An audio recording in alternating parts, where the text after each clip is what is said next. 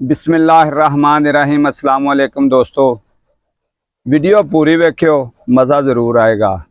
दोस्तों वाकई एवें नहीं लोग आंदे ये जिहड़ा रिज़क है ना औरत दे मुकद्दर दा हुंदा। कोई मियाँ बीवी सी, मियाँ बीवी वो रहिंदे पे सी ते उन्हां दे दरवाजे दे उत्ते कोई सदागीर आया।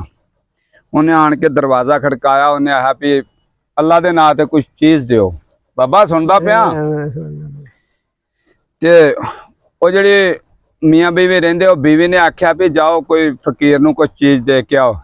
उन्हें कहा नहीं नहीं रहन दे, ये सिर्फ ड्रामेबाज हुंदे ने फकीर, एवें अपनियां मारदे लुटेरे हुंदे ने, ड्रामे करदे रहिंदे। ओ बाबा कई बड़े सच्चे भी हुंदे आ, कई ठीक हुंदे आ, कोई अल्लाह दा चंगा बंदा हुंदा हज़ारां च हुंदा। हाँ कोई सच्चे भी मजबूर हुंदा यार। ते ओने भाई इनकार कर दिता बंदे ने।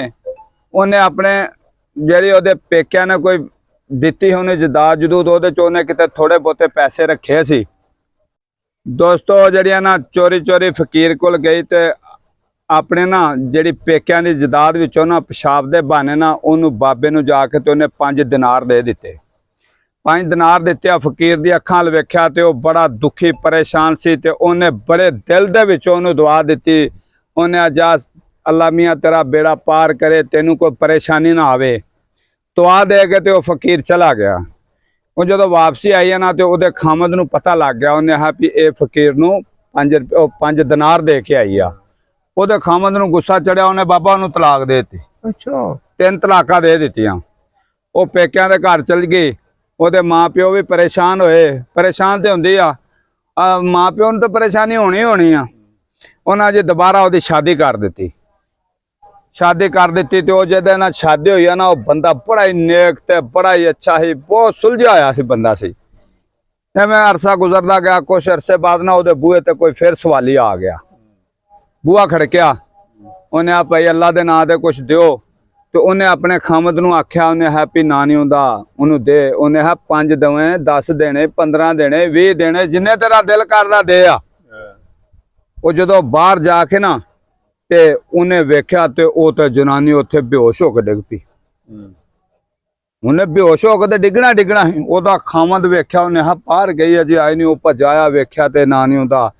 वो डिगी पे उन्होंने चुक्या, होश होश लियांदा। उन्हें हा की गल है, की होया सी? उन्हें हा ये जिहड़ा ना नहीं हुंदा फकीर सी ना, ये पहलो मेरा खामन सी। ते दोस्तों गल करने का मकसद ये वा भी वेख लो जिंदगी अल्लाह ताला ने बनाई है, लोगों की खिदमत कर ले भी कोई सच्चे भी हुंदे आ। उस बंदे च किड्डा तकबर सी। उस बंदे ने फकीर नूं बूहे तो खाली भेजिया सी, अल्लाह ताला ने उन्होंने फकीर बना दिता। बूहे ते सवाली आवे, तुसा नहीं कोई दे सकते ते तरीके ना मोड़ दिओ, भाई भला होवे तेरा यार, अल्लाह दे नां ते माफ कर दे जां जिवें भी आ ते, लेकिन इंज ना करया करो। किड्डी वड्डी उन्होंने सजा मिली। अल्लाह ताला ने उन्होंने दुनिया के उत्ते करिश्मा दिखा दिता भी आ वेला जैसा करोगे वैसा भरोगे। दोस्तों जे गल साडी चंगी लगे लाइक कमेंट शेयर जरूर करना। पाकिस्तान जिंदाबाद।